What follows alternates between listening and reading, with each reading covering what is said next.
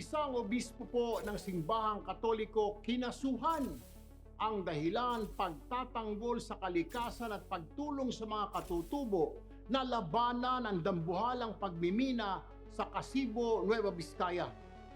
Tila isang kaso na naman ng pananakot sa mga leader ng simbahan na wala namang hinihiling kundi ang kaayusan ng pamayanan. Ito ang kwento ni Bishop Jose Elmer Magalinaw ng Diocese of Bayumbong.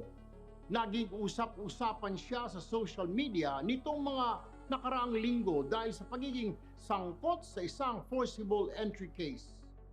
Pagkamat matapang na hinarap ni Bishop Elmer ang nasabing kaso, hindi makakaila na ang pinagdaanan niya ay isang banta para sa mga nais na tumindig para sa mga kapatid nating katutubo.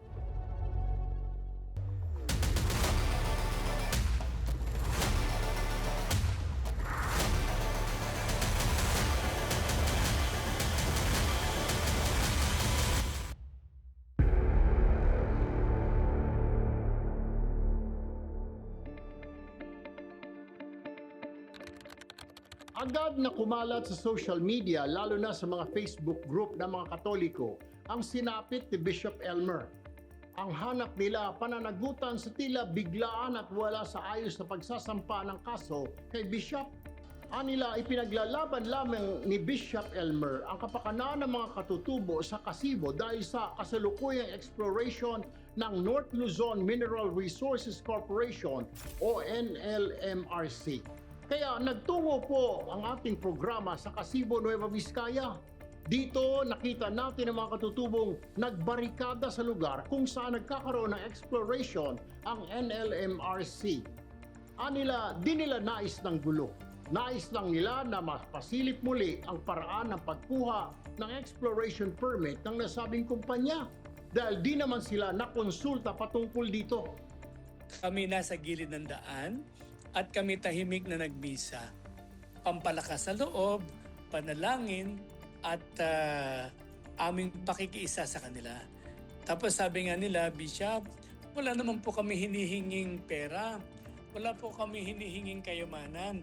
Ang gusto lang namin ay huwag galawin ang pinagkukunan ng buhay at kabuhayan. So dahil doon, sa pagmimisa ko, paghikayat ko sa mga tao na tumulong sa mga nagbabarikada ng pinansyal, pagkain at spiritual support, isinama nila ako. Ako una, walang proper consultation, walang due diligence, para malaman na lahat ng tao yung pros and cons.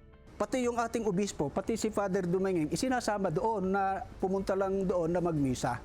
Hindi po kasi na konsulta yung mga tao, kagaya din po sa Dupax del Norte, at iilan po lamang na mga tao ang pumirma or may gusto po nito. Kaya nga po kahit hindi po taga Kasibo, nakikisa po kami, kagaya po ni Bishop Elmer. Wala pong nangyayaring consultation. Actually, yung consultation po na sinasabi nila, parang iilan lang po yung kinonsulta. Sana po magkaisa na po tayo, magtulong-tulong po tayo na patigilin na po yung large-scale mining kasi po nakakasira po sa atin yun. May mga nag-aaway-away na, mga katribo nag-aaway-away na. Na-dismiss naman po ang kaso laban kay Bishop Elmer at mga kasamahan nito. Gayunpaman, patuloy pa rin ang panawagan ni Bishop Elmer sa kanilang ipinaglalaban na silipin ang exploration permit ng NLMRC. Bagay na masusing iniimbestigahan ng ating programa dahil meron ilang irregularidad sa nasabing permit. Tila iba-iba ang interpretasyon sa kung anong klase ng konsultasyon ang kailangan kapag kukuha ng exploration permit.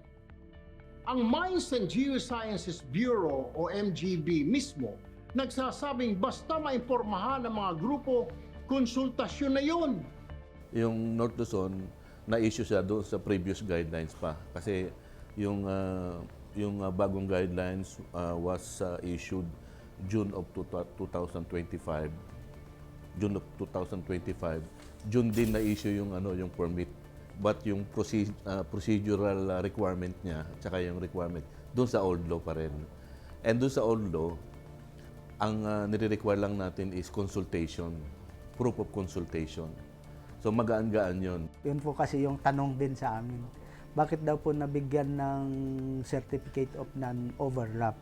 Dahil nga po ito ay saklaw po siya noong naunang instrumento o proclamation na ibigay po yon ay iginagalang po nung IPRA. Gusto lamang namin pong linawin na sa ng NCIP na hindi po doon sa sinasabi ng ilan na mayroong kinakampihan ng opisina, mayroong tinitingnan ng opisina. Hindi po doon. Ang consultation, ipapakita mo sa mga tao, yung mga yung mga activities, para ma-inform lang yung ating community kung saan yung limitation ng exploration activities nila. Open naman yun, wala namang limitation sa mga participants o attendees natin.